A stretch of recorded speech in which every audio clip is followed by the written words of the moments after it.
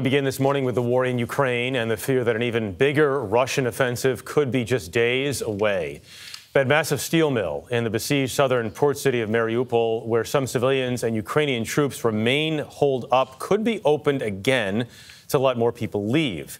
Analysts say Moscow's cooperation may be part of Russian President Vladimir Putin's strategy to capture the city ahead of Russia's observance of Victory Day Monday.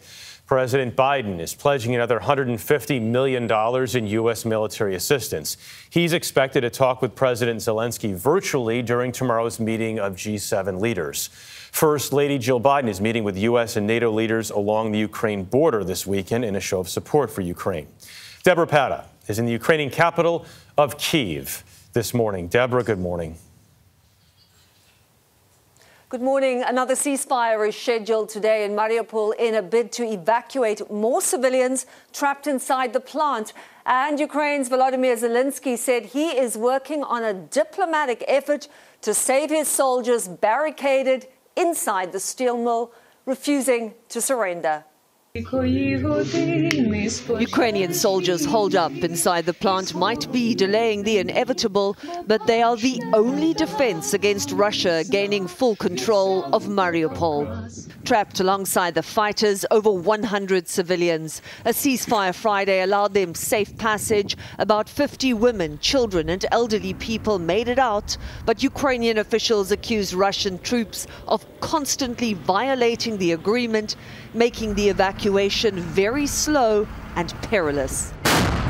Fighting along several fronts has intensified ahead of Russia's version of V-Day. That's when President Vladimir Putin is reportedly hoping to celebrate a major victory in this war. Instead, he's facing accusations of war crimes. To date, over 9,000, and Ukraine is wasting no time building its case, gathering evidence of executions, torture and rape, as well as proof that residential areas were deliberately targeted. Just look at these homes. Every single one of them has been hit in one way or another. And this is repeated over and over again in towns and villages across the country. Using drones, videos and cameras, Oleksiy Komandirov is documenting the devastation caused when Russia declared war on these civilians. You've been going street after street after street, seeing this every single day for a month now? Yeah, more than a month. It's a daunting task. It's grim. Yes, but everyone works on different front lines, he said. Our armed forces are defending us, and this is my front line. His work has only just begun.